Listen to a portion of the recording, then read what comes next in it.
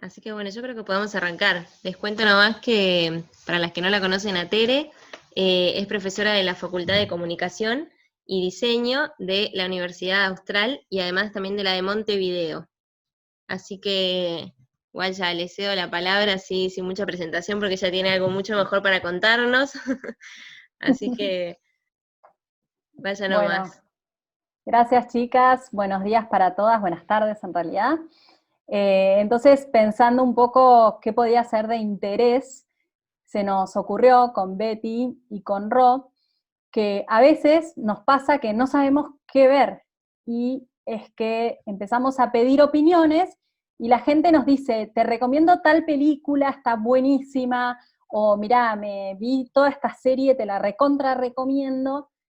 Y uno cuando la ve dice, no te puedo creer lo que me recomendaron, qué espanto, no tiene nada que ver con lo que quería ver. Bueno, entonces empezamos a decepcionarnos y no sabemos mucho a quién preguntar.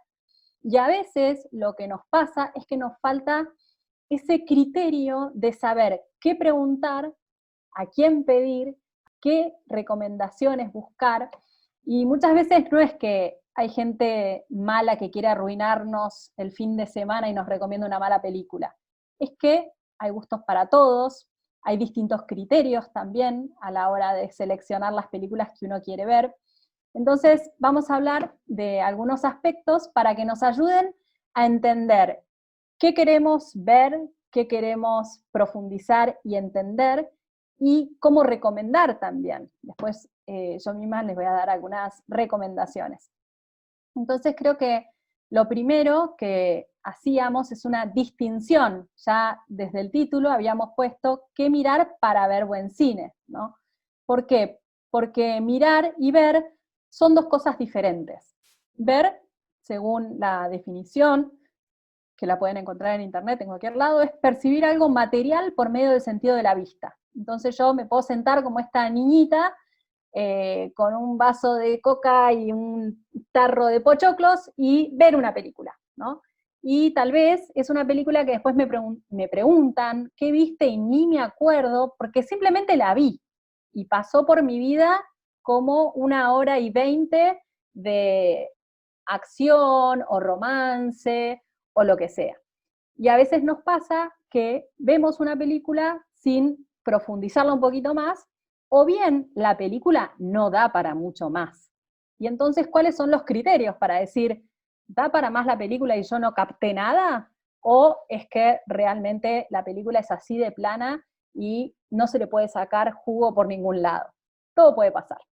Entonces, ahora la idea en esta charla es entender de qué manera podemos distinguir, empezar a mirar con un poco más de profundidad, dirigir la vista hacia algo, hacia algunos aspectos concretos de la película que tenemos enfrente y fijar nuestra atención en aquellas cosas que son necesarias para considerar una película en diferentes aspectos, no solamente en un plano de la emoción, o no solamente en un plano de la experiencia, o si los pochoclos fueron bien acompañados o no. A veces hay películas que lo único que nos gusta es el pochoclo que comimos mientras la veíamos.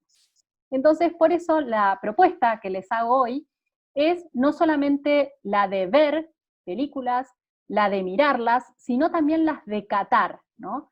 Que sería más que nada examinarla con una lupa un poquito más de cerca, poner más allá de los sentidos para examinar ese sabor, ¿no? Y sobre todo esa calidad. A mí me gusta mucho la palabra calidad porque en definitiva se trata de montones de, ahora los vamos a ver, montones de criterios que definen la calidad de una película y no son solamente los actores o los directores, hay muchísimos otros rubros que nos dan una idea acabada de si es una película de calidad o no. Y a veces la palabra calidad sí nos ayuda a adentrarnos con un poquito más de profundidad. Y cuando nos dicen, ¿te gustó la película? La respuesta puede ser me gustó, sí, más, menos, pero ¿por qué? ¿Qué hubo que hizo que realmente el sabor de esa película sea de calidad? ¿Cuál es la uva? ¿Cuál es la cepa? No tengo ni idea de vinos, les aclaro por las dudas, pero sí sé que en el proceso de elaboración de un vino intervienen muchísimos factores. Y lo mismo en el proceso de elaboración de una película, influye todo. Influye el clima, influye la cepa, influye el modo de cultivo, la cosecha, la siembra, etcétera. Entonces, por eso también, y vamos a hablar muy poquitito, pero vamos a hablar de lo que significa la cadena de valor en la elaboración de una película. Todo lo que quieran preguntar, cada una se abre el micrófono y pregunta sin ningún problema.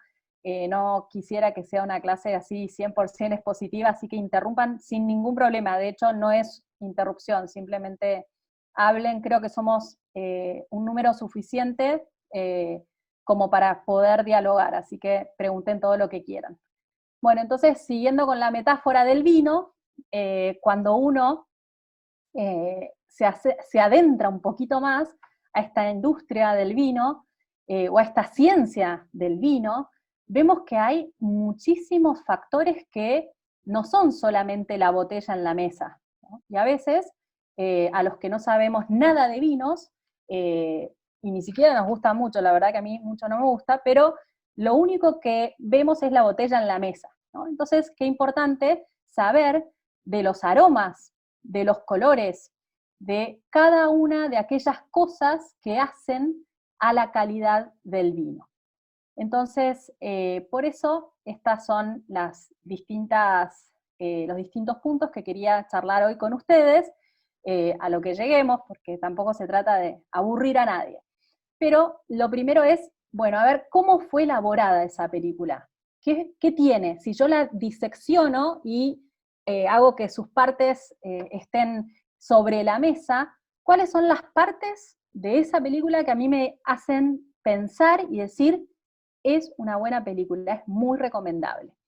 Entonces, para eso es muy importante saber que lo primero que se prevé para hacer una película es que está dentro de una industria, ya sea la industria del cine, de la televisión, de las historias en general, ¿no? Hoy estamos hablando específicamente de cine, pero hoy ya cuando uno habla de la industria audiovisual se refiere a los videojuegos, se refiere a todo tipo de material audiovisual. Entonces, en la cadena de valor de la industria del cine, tenemos siempre una propiedad que es de alguien, que es una historia, que puede ser una novela, puede ser un cómic, puede ser un personaje que después, mediante distintos procesos, se va transformando en un producto. Y entonces, lo más importante en las etapas para, después de adquirir la historia, elaborar el producto final, que es la película, es la producción. Y para producir una película se divide en 3 etapas. Acá lo tengo un poquito más claro, ¿no? Por un lado está la preproducción, que es antes. La preproducción es lo más largo a la hora de hacer una película, porque ahí es donde se planifica absolutamente todo. Como es tan caro el rodaje de una película, entonces hay que planificar absolutamente todo, tener todos los detalles, desde los seguros para las personas que van a trabajar, hasta todas las locaciones. Hay que hacer una búsqueda de locaciones, hay que hacer una búsqueda de actores, hay que hacer diferentes previsiones, desde qué va a comer cada día cada actor y cada persona que va a trabajar en la película, hasta cómo después se va a editar la película, que eso ya sería la postproducción. Entonces, lo que a uno generalmente más le divierte en el momento de la elaboración de una película es la producción, ¿no? Es la acción. Son generalmente 3 semanas, 4 semanas, en donde se produce la película. Eso es el momento que se llama como rodaje, ¿no? Porque está la rueda girando. Y son momentos que no puede frenarse la rueda porque es muy cara. Porque, por ejemplo, si tenemos como actor invitado a Brad Pitt, lo tenemos contratado por 3 semanas, entonces cada hora de Brad Pitt son millones de dólares, entonces no puede salir nada mal. La persona que traía los cables no se puede olvidar ni un solo cable, porque es una hora de actor que no es una hora barata, es una hora de millones de dólares. Entonces, por eso es que la preproducción es tan importante. Es como las personas que cocinan llaman el mise en place, ¿no? Es como tener todo preparado en la mesa con los ingredientes para que no falte nada en el momento en el que estamos elaborando la película. Entonces, después de esta etapa que es la más, podemos decir la que genera más adrenalina, viene la postproducción, que es muchas veces la más tediosa, porque hay que empezar a editar, hay que editar absolutamente todo, pero acá también entran otros rubros, ¿no? Como el rubro de la postproducción de la música, la postproducción del color,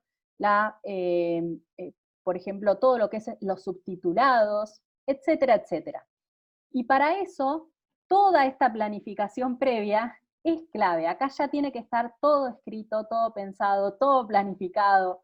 No se imaginan el trabajo inmenso que es el hacer una película, ¿no? Me imagino que será como hacer un vino, pero sí que intervienen tantas personas que por eso también es tan caro hacer una película. Hoy uno piensa que las películas son solo de Netflix, porque estamos encerrados, no podemos salir a ninguna parte, entonces nos parece que todo pasa por Netflix. Pero en realidad hay una industria inmensa detrás y Netflix es una ventana de distribución. Está acá recién, ¿no? Cuando ya terminó toda esta etapa.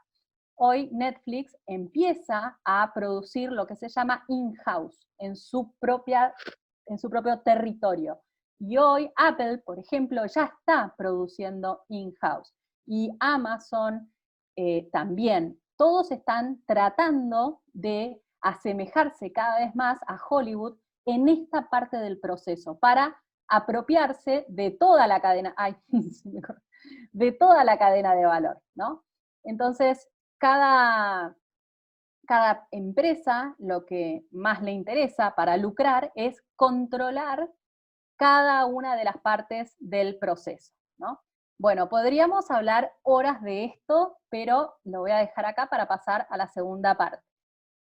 Y solo les cuento una anécdota, voy a tratar de hacer alguna anécdota de vez en cuando para que sea un poco más ameno, pero me acuerdo que yo tuve la suerte de hacer un posgrado en Hollywood, en una universidad que está bancada por la Academia de Hollywood.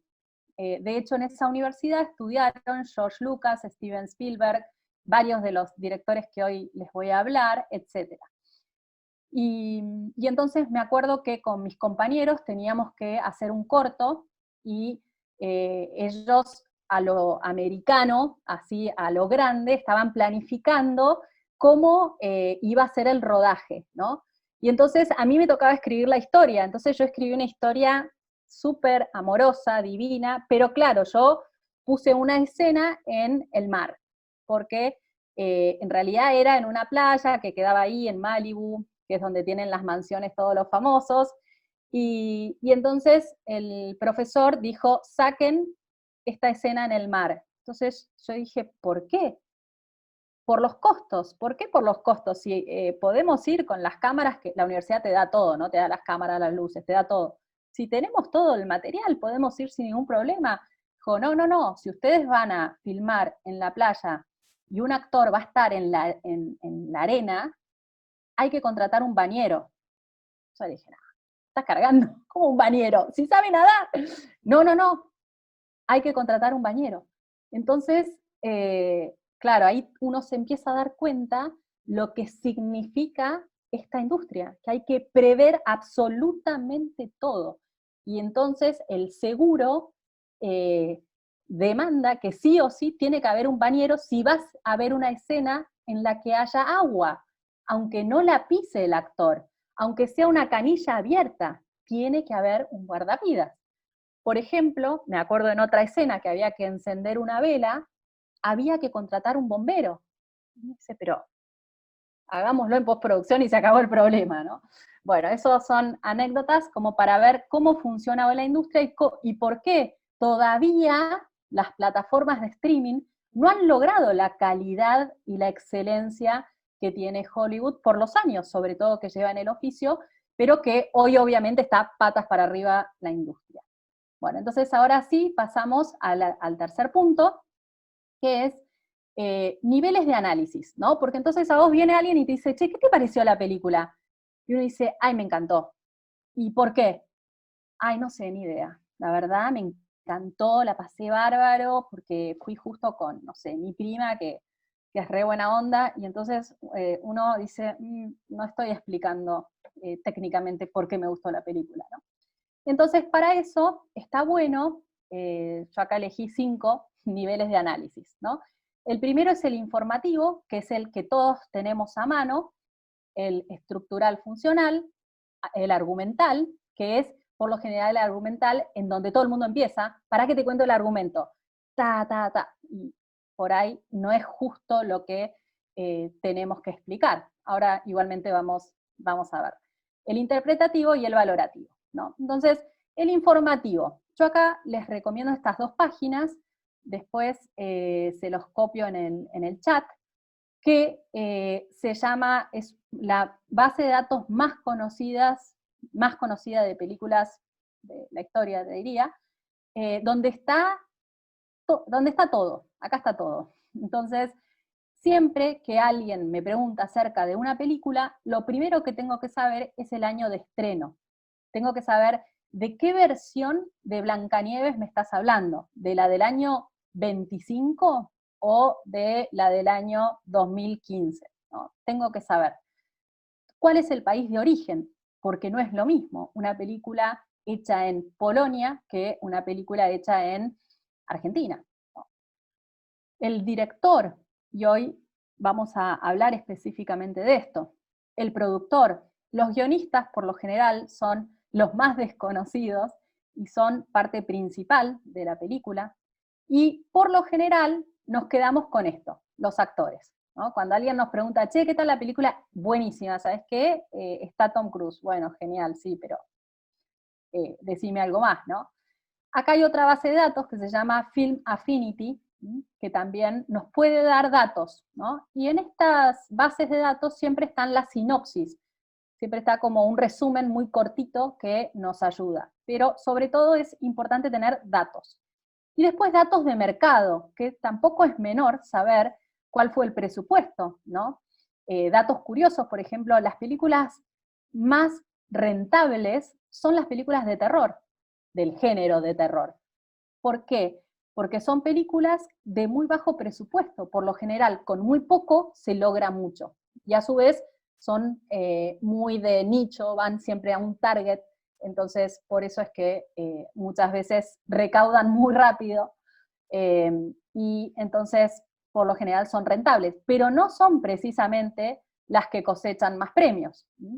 O muchas veces pasa que las películas de mayor presupuesto generalmente sí recaudan premios, porque el presupuesto en definitiva se gasta, podemos decirlo, en rubros técnicos, en rubros en los que, por ejemplo, la Academia de Hollywood, en los Oscars, o los Goya, o los premios, o los BAFTA, los premios más importantes van premiando en los rubros técnicos. Entonces, por eso, generalmente las películas de mayor presupuesto, más premios obtienen porque tienen mucho mayor trabajo en los rubros técnicos. Entonces, para datos de mercado, les recomiendo esta página que también está vinculada con esta y tiene absolutamente todo. Si ustedes quieren saber cuánto salió la película Titanic o cuánto salió la película, pueden acá tener todos los datos, incluso está todo bien detallado en cuándo fue la recaudación, si fue en la primera semana, en la tercera, en la cuarta, etc. Así que bueno, esta parte informativa es muy sencilla, todo el mundo lo tiene a mano, O sea que lo primero, para hablar de una película, está bueno ir a esta parte. Y después tenemos un nivel estructural y funcional. Entonces, acá es donde sí nos metemos mucho más de lleno en lo técnico. Por ejemplo, en la banda de imagen, entonces ahí entra en juego el diseño de producción, el vestuario, el maquillaje, la fotografía, las locaciones, que son los lugares donde se filman las películas, los movimientos de cámara, y esto sí ya es algo mucho más técnico, ¿no? Los planos, ahora vamos a ver algunos ejemplos de eso. El color, acá lo puse en color porque les voy a poner algunos ejemplos. Como no voy a poder hablar de todos los rubros técnicos, entonces elegí color y música para hablarles un poquito más de esto. Y después la banda sonora, la música, esto sí influye muchísimo en la calidad de la película, cómo es la música, las voces. Esto, hago un paréntesis, ¿no? Y es muy personal, pero a mí me da alergia escuchar las películas dobladas. Es como algo que me repele, pero me pasó de vivir en España y estudié guión en España, y mis compañeros todo lo veían en doblaje, ¿no? Entonces era tremendo ver que un actor tenía la voz de otro, es como horrible, ¿no? Por eso son esas cosas que se hace en algunos países que no le hacen justicia a la película.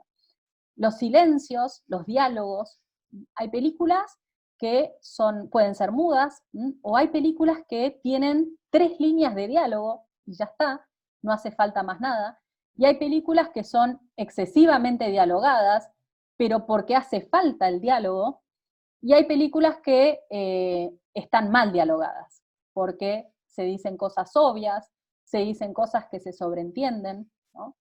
Entonces, por eso el diálogo también es esencial para determinar la calidad de la película, y esto depende, no solamente depende del guionista que escribe, del dialoguista, puede o no coincidir con el guionista, pero sí, el diálogo depende específicamente del actor, de la cadencia en el hablar, del tono, etcétera, etcétera, de la dirección de actores. Todos estos rubros son técnicos, pero están todos interconectados entre sí, y quien tiene bajo su control cada uno de estos puntos es el director. Acá el director de la orquesta es el director de la película. Puede tener asistentes, puede tener personas que le ayuden a seleccionar cada una de las cosas, pero la responsabilidad final es del director. Y entonces él es el que dice: esta banda sonora, por más que sea de este excelente compositor, no va para este momento de la película, ¿no? Al final del día, aunque sea gente muy capaz, el director es el que sabe decir, bajar y subir las intensidades. Bueno, entonces acá les puse un ejemplo de color.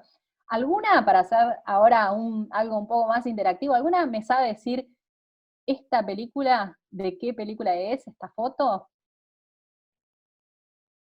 A ver si alguien se anima, o la conoce, o no la conoce. Helena, ¿vos No, no la conocemos. no? Océano de Fuego puede ser. Océano de Fuego, no, pero es muy linda esa película, muy, muy linda. Esta película es Mad Max. ¿La vio alguna? ¿Sí? Es una Fury on the Road, sería un poco la bajada de la película. Esta película va de la privatización del agua. Es una película distópica sobre un futuro lejano en donde el agua está en manos de unos pocos. Entonces, fíjense la paleta de colores que seleccionó el director y el colorista y los diseñadores de producción y los vestuaristas para esta película. Esta película está hecha en estos tonos.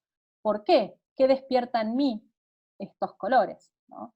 Esto es un desierto, esto es un lugar donde no hay agua, es un lugar tan distópico que el agua está en manos de unos pocos y el mundo entero está en busca de esa agua, ¿no? Entonces ya desde el color, a mí la película me está haciendo que me meta en ese mundo, y en ese mundo yo estoy padeciendo lo que están padeciendo esas personas que están allí adentro. Acá puse otra escena de una película muy vieja y legendaria. ¿Alguna les suena? Sí, El Mago de Oz. Muy El Mago de bien, Oz. gracias. El Mago de Oz. Esta película es súper colorinche. Si la ven ahora se van a divertir mucho, porque es una película que usó la técnica Technicolor. En su momento fue de las primerísimas películas que utilizaron el color. Entonces se hacía el color en postproducción, se hacía después, se coloreaban las cintas del rollo fotográfico con el que fue filmada la película, y a su vez es un mundo mágico, entonces la presencia de los colores es clave. Acá tenemos otras dos imágenes diferentes del mismo personaje, podemos decir. ¿Quién sabe decir qué es esto? Vamos, qué fácil. Superman. Sí. ¿Escuchó una voz conocida? Superman. Entonces, acá tenemos a los dos personajes interpretando Superman muy diferentes, porque son dos versiones de Superman hechas en diferentes momentos históricos, y entonces también el optimismo, también el ambiente, la ambientación, fue muy diferente, aunque la historia básicamente es la misma, ¿no? Podemos decir que estamos hablando de la misma historia. A esto, entonces, acá está los coloristas. Fíjense el equipo de coloristas que tuvo esta película, Mad Max, en el 2015, que también tuvo muchísimos premios Oscar y técnicos. Acá les puse un ejemplo. ¿Alguien sabe decirme cuál es esta película? Sí, Pi. Muy bien, The Life of Pi. Muy buena. Muy buena película, ya que estamos, les puse todas películas recomendables, como para que también uno empiece a tener a mano películas buenas, pero para afinar el ojo y para, por ejemplo, valorar, fíjense lo que es el color de esta escena, fíjense además la paz que a uno le genera esta fotografía, es una película excepcional, de 2012, del director Ang Lee, una película minimalista, casi no tiene actores, casi no tiene locaciones, es casi todo en el mismo lugar, hay muy poco movimiento, y sin embargo es de un dramatismo enorme. Esta es otra película que yo también personalmente la recomiendo. Sé que hay mucha gente enojada con esta película. He tenido discusiones muy largas acerca del final de esta película. ¿Hay alguien enojado con el final de la película? Porque yo he tenido discusiones, pero... A mí no me gustó. ¿No? ¿Por qué? ¿Qué peli es, Tere, esta? La La La La Land. Land. ¿Por qué no te gustó? No, porque en vez de, porque le importa más el trabajo Stop. No spoileemos, podemos bueno. discutir. Vos me preguntaste el final de la película, ¿qué querés? Bueno, pero se puede decir en términos abstractos. Por ejemplo, no concretó lo que se esperaba. Claro, el proyecto de vida más personal, no le dio importancia a ese proyecto de vida más personal y le puso sobre eso el proyecto más profesional. Ok, bien, es un interesante punto de vista, y es verdad que por lo general las discusiones van y giran en torno a eso, pero sin embargo la vida personal de uno es la vida profesional también, ¿no? Entonces, a su vez, uno de los protagonistas sabía que el otro no iba a ser feliz si no estaba completa su sueño, ¿no? Entonces, por eso, bueno, podemos seguir Pero da la debatiendo. impresión de que ninguno de los dos se queda muy feliz. Esa es una interpretación que es justamente el otro punto del que vamos a hablar, porque es uno de los aspectos y niveles de análisis. Pero esa es una interpretación. Entonces ahora pasamos a otro de los aspectos funcionales y formales de una película, que hay muchísimo para hablar sobre la música, sobre las bandas sonoras, pero elegí solo este ejemplo porque quería hacer un homenaje a un gran director, compositor de música, que es Ennio Morricone, que es un italiano que falleció hace unos 10 días, el 6 de julio, y hizo la banda sonora de muchísimas películas. Después se los recomiendo que lo googleen y que lo escuchen, porque lo van a disfrutar muchísimo. Fíjense que esta película está hecha en 1966. Este director ha hecho hasta, por ejemplo, la película de La Misión, por ejemplo, etc. Bueno, ahora les voy a poner un fragmento. Díganme si se escucha bien, por ejemplo, Pili, Luján, ¿vos podés levantarme el dedo si se escucha bien? ¿Sí? Vale. Bueno, buenísimo. Bueno, entonces ahora voy a... Ni el video ni a vos, Tere. Ahí se escucha el...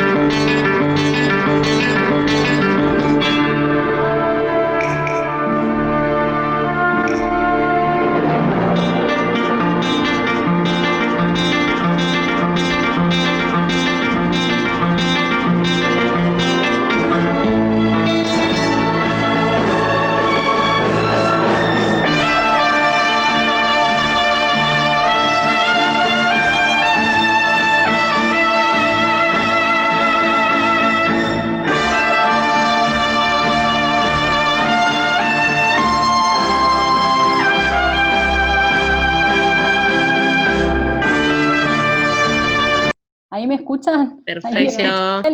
Ahí hay una pregunta de Agus, que pregunta y agrega que es un clásico del western spaghetti, y es correcto el director que ella señala. Es un género, ahí sí me están escuchando, ¿no? ¿Sí?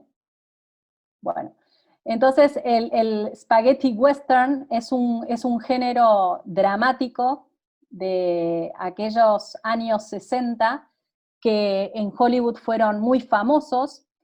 Pueden ver muchísimas películas. Estas películas me encantaría que las vean, pero la verdad duran 3 horas. Creo que como mínimo duran 3 horas. Así que hay que tener ganas y tiempo de meterse en el género de una película como esta.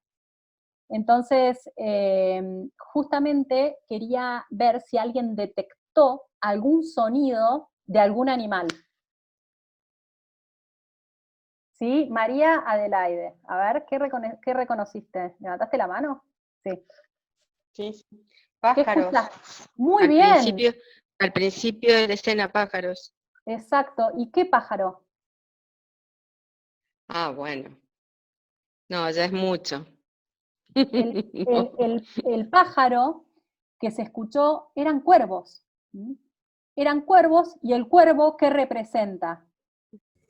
La muerte. El cuervo representa la muerte. El cuervo es el que viene a rapiñar cuando ya alguien muere. Entonces, el cuervo ya me estaba anticipando que iban a haber muertos, ¿no? Que evidentemente se trata de un duelo, pero ya le está poniendo dramatismo a esta escena.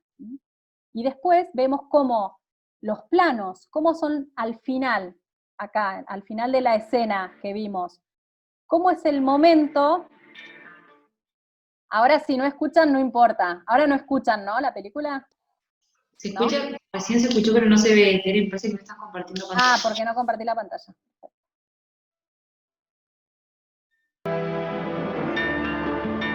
Ahí. Perfecto, ahí está.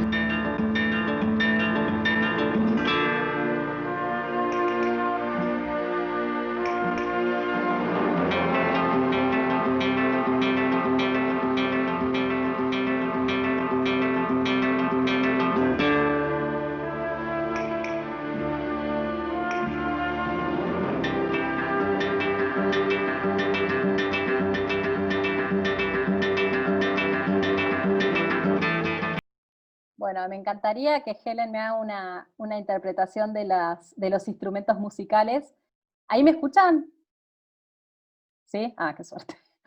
Entonces, lo que va haciendo la entrada de los diferentes instrumentos es justamente que cada vez aumente el dramatismo que va a llevar al final de esta escena, que lógicamente es un duelo en el cual se están preparando para la muerte. Bueno, pero fíjense cómo la historia, en este caso, está narrada por la música. Si uno cierra los ojos y empieza a escuchar un cuervo, después empieza a escuchar los pasos de los protagonistas, hay una escena, acá mismo en esta escena, no la puedo poner toda porque ya se nos va el tiempo, pero los pasos de las botas texanas sobre la piedra también van causando el dramatismo en el momento del clímax, en el momento del conflicto mayor de la película. Entonces, por eso es que la música va increyendo y cada uno de los sonidos me van informando y a su vez me van metiendo, me van envolviendo para que yo esté en ese momento metida en la película.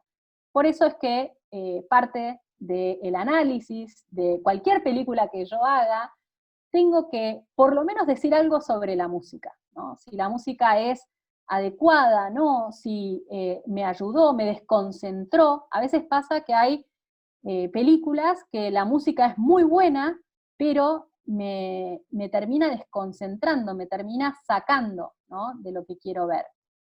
Entonces, por eso a veces la música es un distractor.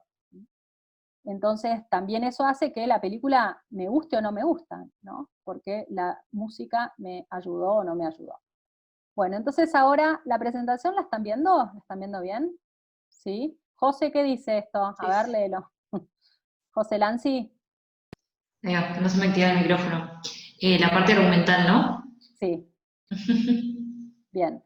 Entonces, la parte argumental es lo que generalmente contamos cuando nos preguntan, che, ¿qué tal la película? ¿De qué era?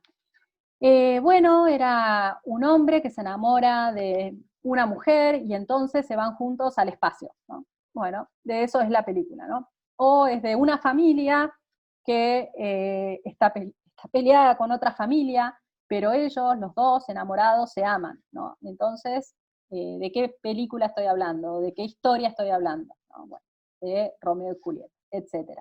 Entonces, el argumento a veces es lo que hace que perdamos más tiempo a la hora de explicar una película. Y la persona que me está escuchando, tal vez, le interesa saber la historia, pero sobre todo le interesaba saber otros aspectos de la película, no solamente el de las historias, ¿no?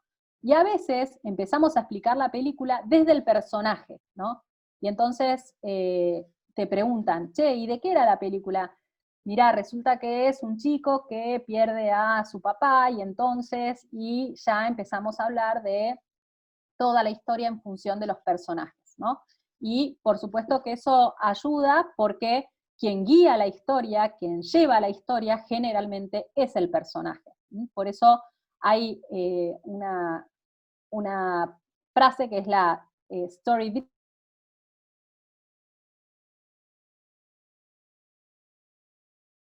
driven, que son el conflicto está llevado por el personaje es el héroe, ¿no?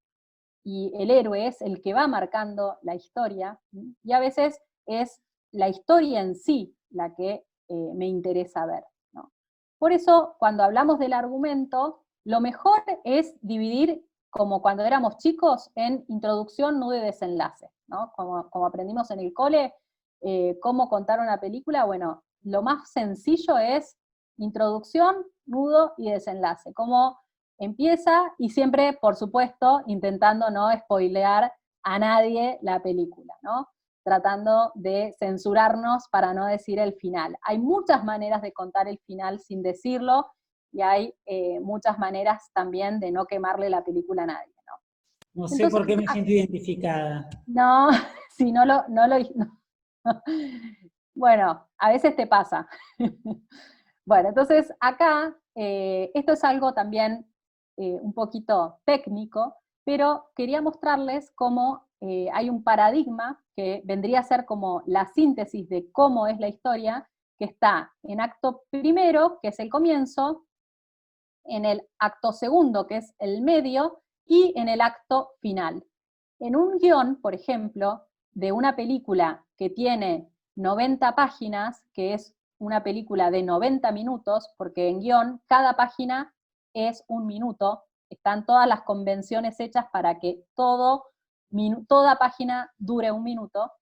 Las primeras 30 páginas son el acto primero, y ahí siempre hay un detonante, hay algo que detona la historia, y después hay un punto de giro, es algo que hace que gire la historia, y acá en lo que se llama el acto segundo, siempre es el momento más largo, en donde al protagonista le pasa de todo está mal y todo va a ser peor, porque hace falta que el espectador no se vaya, necesitamos que el espectador acá se quede. Entonces, por eso todo empieza a pasar y a aparecer cada vez peor. Y ya cuando entramos al tercer acto, la cosa va aflojando, empieza ya el conflicto a escalar, el conflicto tiene que resolverse de alguna manera, y después viene el final. Acá se los muestro para que se entienda mejor en un cuadrito, donde se ve la curva del interés dramático. Fíjense, el acto primero, estos primeros 30 minutos de la película, empieza bien, enseguida entre los 3 y 7 minutos ya hay un detonante, hay algo que hace que la historia empiece, después hay un punto de giro, y ya en el acto segundo hay un segundo punto de giro, y después ya en el tercer acto hay un clímax. Hay un momento en el que no se sabe qué va a pasar, pero algo tiene que pasar y se va a resolver. Y una vez que se resuelve el clímax, ya termina la película, ¿no? A veces se dice que hay películas anticlimáticas, porque o terminan antes de tiempo, o terminan y después parece que siguen, ¿no? Y entonces tampoco nos termina de convencer el final, o si el final es muy dramático, no nos dejan tiempo para un alivio dramático, entonces, por lo general, muchas series en el último acto hacen un alivio para que el espectador pueda volver otra vez a ubicarse en el sillón, ¿no? Bueno, esto es una generalización, lógicamente, pero para que vean que el argumento es una historia que nosotros cuando la contamos, si queremos que la persona sienta el mismo interés que sentimos nosotros, tenemos que detectar algunos de estos elementos para que cuando narremos la historia tenga ese mismo interés que tuve yo mientras veía la película, ¿no? Bueno, entonces ahora pasamos a otro aspecto que es el interpretativo, ¿no? Ahí, como decíamos recién, el nivel interpretativo es totalmente referencial, ¿no? Tiene que ver con lo que yo estoy entendiendo, pero tiene que ver con el tema, ¿no? Por ejemplo, las películas de Clint Eastwood suelen ser sobre la redención, suelen ser sobre el pecado, sobre el bien, el mal, suelen ser más que nada sobre el modo de interpretar la salvación, etcétera, etcétera, ¿no? Hay interpretaciones que ayuda a saber y conocer la historia de quien lo escribió, la historia del director, si es un sobreviviente de la historia, si es una biopic, si es una biografía, si hay datos de contextos que también me ayudan a mí a interpretar qué es lo que estoy viendo, ¿no? Este es un famoso, este es como el que le enseñó a escribir a todos los guionistas, ¿no? Tiene muchísimos libros y en Hollywood todo el mundo aprende de él, ¿no? Y él dice que una historia no es una vía de escape de la realidad, que es el vehículo que nos lleva en nuestro intento por descubrirla. En definitiva, la historia es lo que ayuda a que nosotros descubramos otras historias, pero también nos descubramos a nosotros mismos en esa historia, ¿no? Por eso también, cuando vemos una película, tenemos que ver de qué manera nos interpela a nosotros, ¿no? Y entonces, cuando hablamos de estos 5 niveles, el valorativo, es el que muchas veces solemos dar primero. Me gustó, no me gustó, me divirtió, me aburrió, eso es totalmente subjetivo, ¿no? ¿Por qué la recomendaría o no? ¿Qué me parece que aporta la historia del cine? O tal vez, no sé, es una comedia romántica más de las que ya vimos miles, etc. Por eso el nivel valorativo es muy bueno dejarlo para el final, una vez que ya expliqué los otros 5 niveles, ¿no? Por ejemplo, esta es una de mis películas favoritas. ¿Alguien reconoce de qué escena es, de qué película es esta foto? Truman Show. The Truman Show, gracias. Esta película justamente abre todo un espacio de diálogo y a su vez abre un gran interrogante sobre los reality shows, sobre lo que significa estar siguiendo a una persona de por vida, ¿no? Hoy uno piensa en hijitos de algunos actores que son casi de Truman Show, ¿no? O Matilda, o Mirko, o hay nenes que su vida está siendo casi de Truman Show, ¿no? Podemos hablar muchísimo del tema a raíz de la valoración que uno hace sobre la película y todo lo que podemos concluir, pero eso siempre va a ser subjetivo. Y entonces ya para ir más hacia el final de la charla, porfa Betty y José, díganme cómo estamos de tiempo, etcétera. Vamos re bien. ¿Vamos bien? Bueno. Sí. Vos dale tranquila. Ok. Entonces, 3 grandes directores. Hay muchísimos directores, hay muchos directores favoritos que tengo, pero si tuviera que hacer una selección de los 3 que más me gustan y darles explicaciones, se los voy a resumir en estos 3, que son Peter Weir, Wes Anderson y Christopher Nolan. Ahora les voy a hablar un poquito de cada uno, ¿no? Entonces, este famosísimo director es el que dirigió mis películas favoritas, ¿no? The Truman Show, La Sociedad de los Poetas Muertos, Testigo en Peligro, Master and Commander, etcétera, etcétera, y muchísimas películas más. Pero en mi top 5 hay 3 películas de este señor, así que no puedo, bueno, en mi top 10 en realidad, no puedo dejar de mencionarlo, ¿no?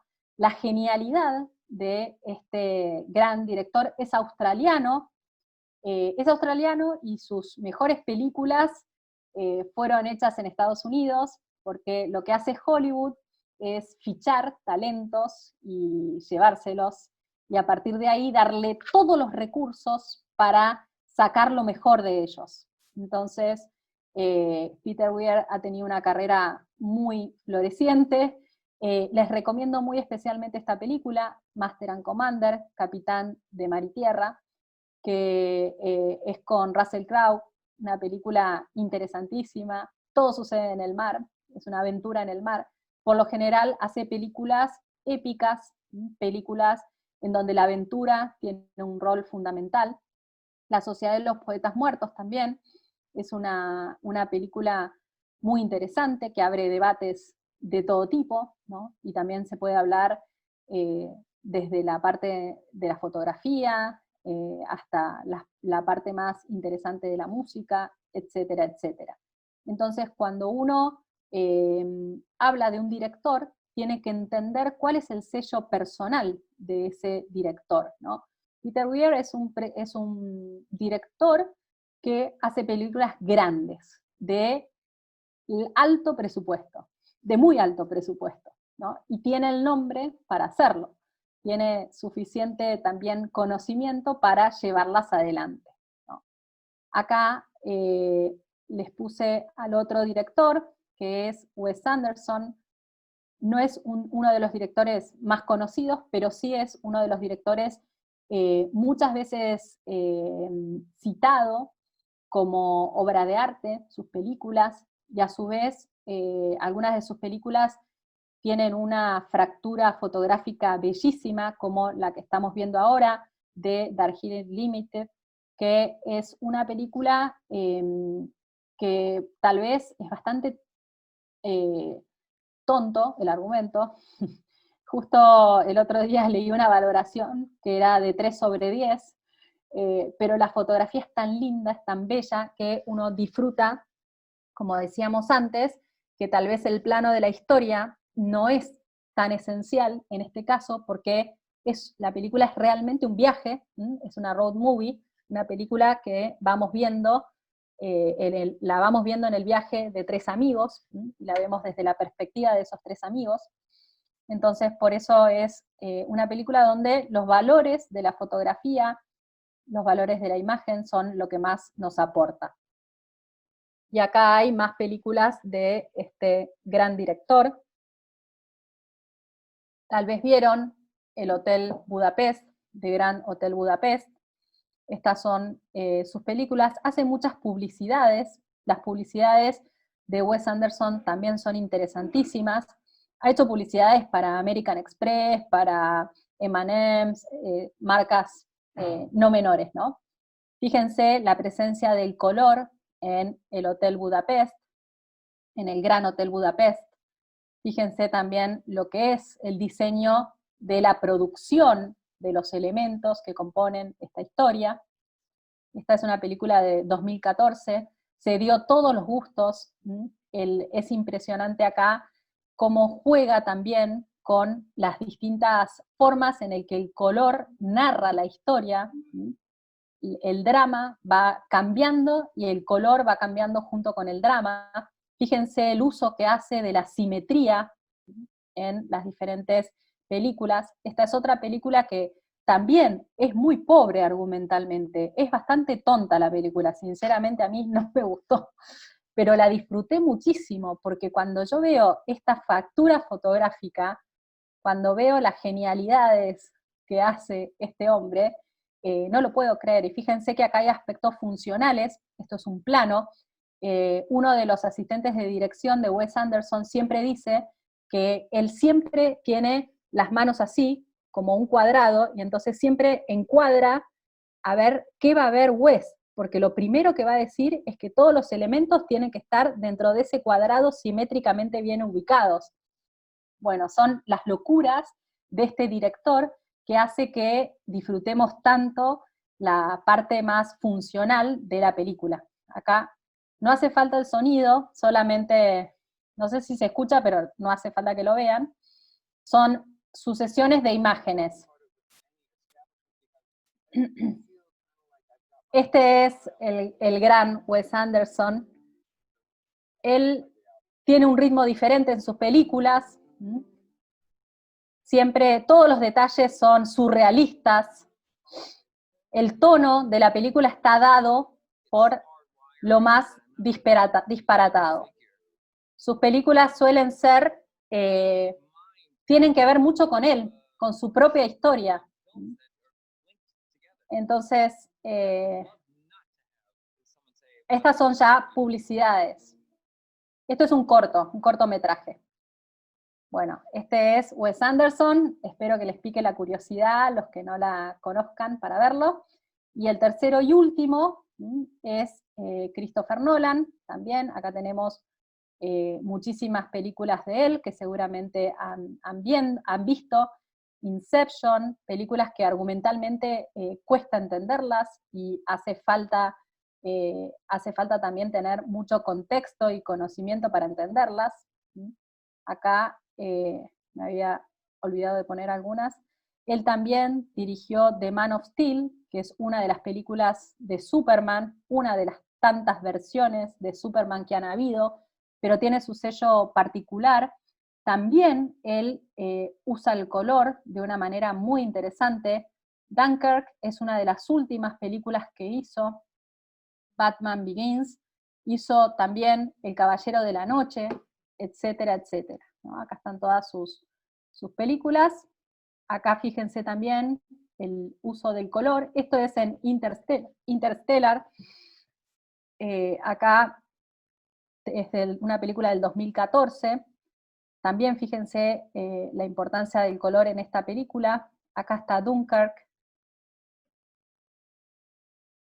La música en Dunkirk también es genial, es una genialidad. Es del 2017. Acá hay una... El tiempo, la memoria, los sueños, culpa, errores, fallos, son todos temas. Todas las películas de Christopher Nolan van de lo mismo. Son escenas de la vida. Bueno, acá estos videos que les estoy mostrando son síntesis que si después les interesa también se los puedo dejar. Entonces, bueno, yo voy a terminar con recomendaciones porque ya llegamos 1 hora, así que después, por supuesto, todas las preguntas que quieran, pero quería decirles 3 cosas. Por un lado, las expectativas, ¿no? Porque cuando voy a mirar una película, tengo que saber con qué me voy a enfrentar. Por eso es muy importante saber el género de la película. ¿De qué va? Capaz que es un híbrido. Hoy los géneros por lo general son un híbrido, son una mezcla de géneros, ¿no? Acá yo les quería mostrar esta escena de La La Land. La La Land es una película que empieza directamente como un musical.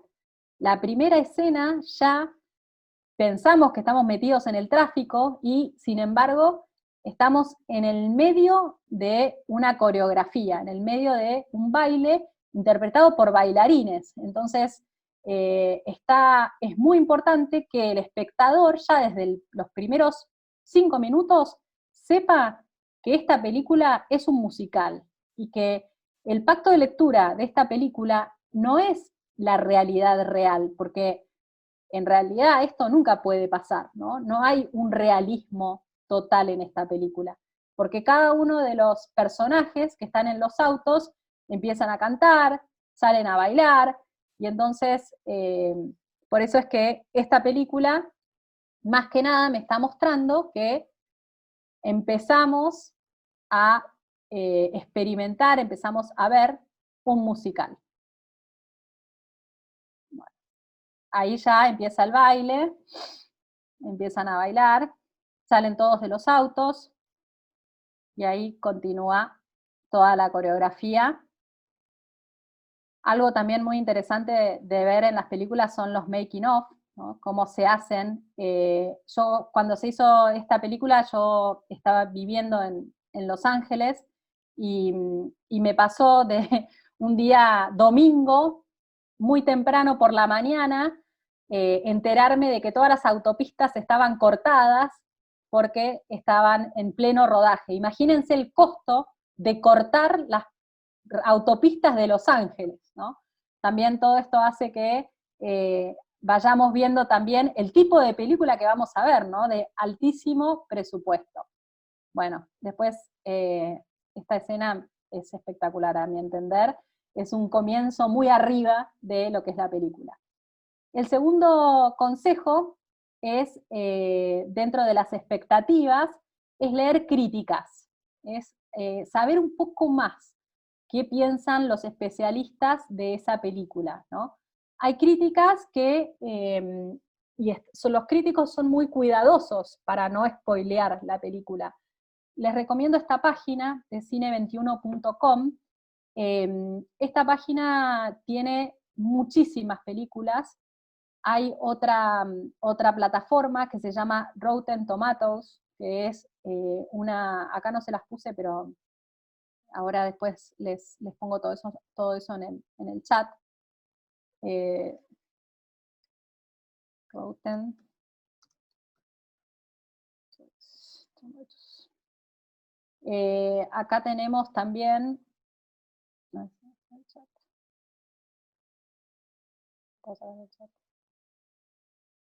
bueno, acá tenemos también leercine.com. Leercine es de un argentino que se llama Santiago García, que trabaja para Radio Mitre, y hace críticas muy interesantes, sabe mucho de cine. Ha hecho algunas películas, a mi entender, no muy interesantes, pero como crítico es brillante. Es lo que le suele pasar a los críticos, son muy buenos criticando, pero cuando se ponen a hacer algo, hacen bastante ruido. Y otra cosa que les quería recomendar es dentro de la plataforma IMDb, que es la que les mostré al principio. En esa plataforma IMDb, abajo del todo, hay algo que se llama Parents Guide. Entonces acá, en ese Parent Guide, como está hecho por americanos, los americanos tienen una tradición de puritanismo muy fuerte, cuidan mucho lo que ven sus hijos, por ejemplo, ¿no? Entonces por eso exigen, el gobierno les exige a las productoras que hagan una descripción sobre algunos aspectos que hacen a la moral de las películas, ¿no? Es un poco exagerado a veces, pero otras veces no, otras veces es muy útil, ¿no? Por ejemplo, alcohol, drogas y smoking, ¿no? Si no querés que tu hijito vea a alguien fumando en una película, entonces acá el Parent Guides te dice si hay eso o no hay eso, ¿no? Profanity, si hay alguna religión profanada, o si hay profanity le llaman más que nada las malas palabras, si hay muchas malas palabras, si hay violencia, nudities, desnudos, etcétera, etcétera. Por eso está muy bueno esto de los Parent Guides. Fíjense que sana que es la película La La Land. Bueno, justo puse esa porque es la que tenía a mano, ¿no? Pero bueno. Y después los datos del contexto, ¿no? Es muy importante saber datos de contexto, porque si yo voy a ver Avatar, tengo que saber que esta película es en el espacio, o sea, tengo que saber que me voy a encontrar con algo muy diferente, que el color, las tonalidades de la película va a ser todo en azul, que es una película que tiene fantasía, ¿no? Ya cuando uno ve fantasía dice, ¡apa! No es una biopic, no es una biografía, acá hay fantasía, acá hay ciencia ficción, hay aventura. Y algo muy importante que si uno lee una crítica se entera, es que James Cameron, un grandísimo director en este caso de esta película, hizo esta película a modo experimental para probar unas cámaras de altísima tecnología, y entonces los frames per second de esta película son mucho mayores de los habituales. Es una película hecha para testear unas cámaras de 8K, entonces por eso es que la película se hizo muy famosa, y uno dice, pero Avatar es Pocahontas, porque la historia es Pocahontas, del nivel argumental de Avatar es básico, es absolutamente básico, pero sin embargo está tan bien la realización y tecnológicamente hace que esto cambie el cine y mejore el cine. Después de Avatar se incorporó esta tecnología a muchísimas otras películas, la calidad del material cinematográfico fue digitalizado, y entonces por eso es mucho más interesante saber esos datos de contexto que solo decir, uy, Avatar es malísima, es un divague. Bueno, pero espera, mirá todo lo que aportó a la historia del cine, ¿no? A veces cuando uno no solamente ve, no solamente mira, sino cata, empieza a valorar esos detalles y valorar esos datos, ¿no? Y por último, mi última recomendación es el diseño de la experiencia.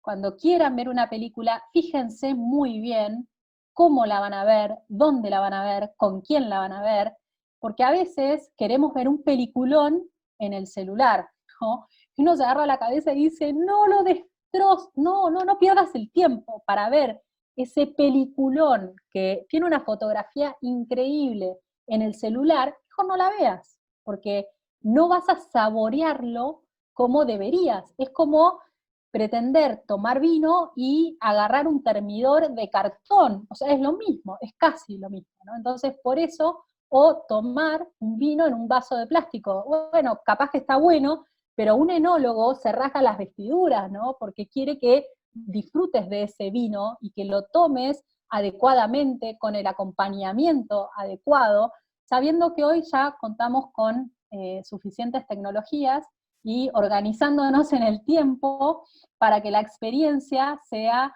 la mejor, ¿no? Y no sea solamente ver por ver. Así que bueno, hasta acá.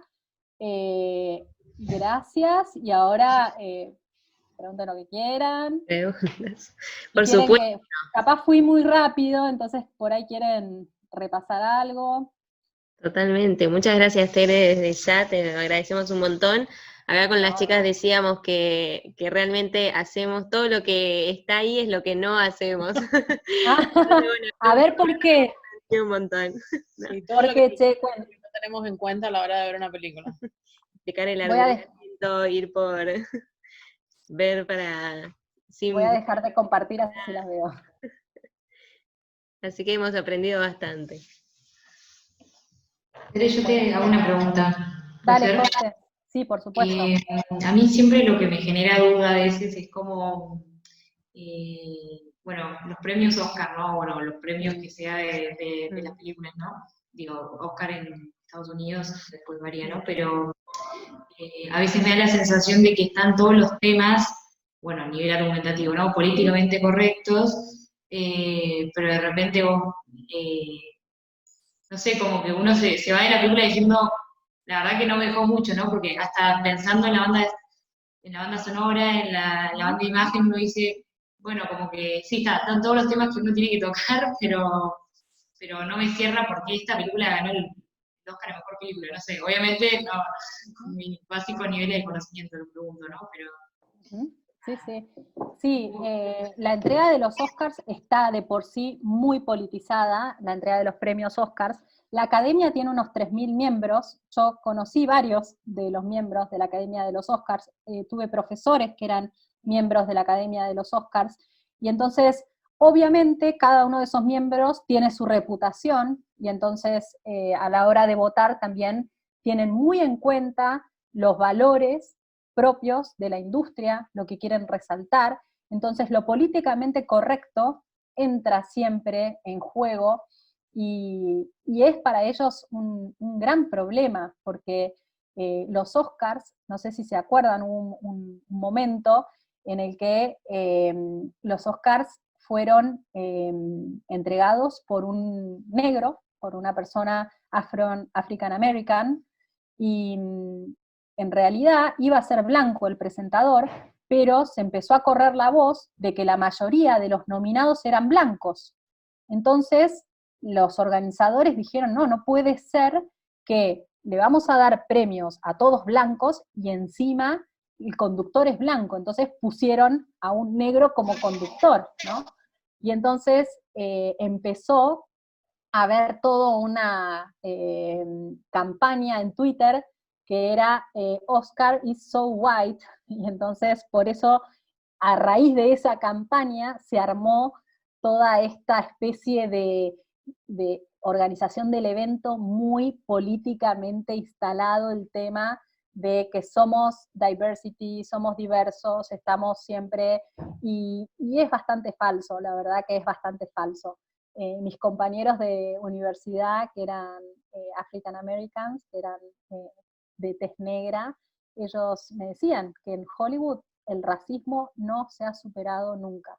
Y por eso muchas veces los premios tienen esa impronta, ¿no? De querer redimirse en algún punto por lo que han castigado desde Hollywood, desde la industria, a los African Americans. Las primeras películas de Hollywood estaban censuradas porque en algunos cines no se podía ver en pantalla grande a un negro. Entonces los rollos iban ya censurados y entonces estaban cortadas las escenas donde aparecían negros, porque se sabía que en ese cine no se podía exhibir esa escena, y en otros sí. Y a su vez, los negros durante muchísimos años en Hollywood solo representaban mozos, amos, ¿cómo se llama? Las distintas personas de servicio, y bailaban, hacían escenas más graciosas, podríamos decirlo. Entonces, por eso Hollywood tiene una historia ahí bastante oscura respecto del tratamiento que le da a algunos temas, entonces muchas veces intenta, pero sí, yo creo que está muy politizado. Algunas veces sí, es justo, no sé si se acuerdan el acto fallido con La La Land, que en realidad no ganó mejor película, ganó Moonlight, pero evidentemente la mayoría quería que salga, entonces se equivocaron de sobre, no sé si se acuerdan lo que fue esa final, Sí. que fue un escándalo, fue realmente un escándalo, eh, pero, pero sí, coincido que hay veces que los premios son un poco más independientes y otras veces no lo son tanto. Cuando le dieron el Oscar a Alejandro González Iñárritu, que es un mexicano, por la película de Revenant, una película que es una joya, el conductor hizo un chiste que parecía realmente de lo peor. Le dijo, cuando se acercó Alejandro González Iñárritu, dijo, oh, ¿quién le ha dado a este hombre la green card? O sea, durísimo, ¿no? Que diga eso a un mexicano que está triunfando en Hollywood, como diciendo, nos está sacando a nosotros los premios, ¿quién le dio la green card? ¿No? Y eso fue hace unos 4 años. Hoy, imagínense que con todo lo que está haciendo Trump en contra de los inmigrantes, si en los premios Oscar hacen ese comentario, ¿no? Se va todo al muere, ¿no? Pero hay temas que la cultura americana no ha superado y no los va a superar. Y se nota, y eso se nota en el arte y en estas cosas. Sí, qué pena, totalmente. Ahí Natalia quería hacer una pregunta, no sé si la querés hacer hablando o la leemos en el chat. Dale, hola Natalia, ¿cómo estás? Hola, ¿se oye? Sí, se escucha perfecto. ¿Vos estudiás cine o sabés algo de cine? Pues, profe, como tal, antes de la pandemia, mi gran sueño siempre, yo he querido ser directora, pero yo soy Ajá. de Colombia, de Bogotá, Ah, y mira. yo estaba estudiando teatro, Ajá. Es muy importante para el porque, director sí, para entender al saber actor. teatro. Ujú. Sí, señora. Y Sí. pues, la, la pregunta que yo tengo es, ¿tú qué opinas cuando un director tiene un estilo propio? ¿Las películas tendrán a ser repetitivas? ¿Y qué consejos le darías a una persona como yo que es principiante para empezar a hacer cine? Bien, qué buena pregunta. Sí, yo creo que el director que cae permanentemente en su egocentrismo puede ser que se quiera ver a sí mismo una y otra vez y entonces cae en ser reiterativo.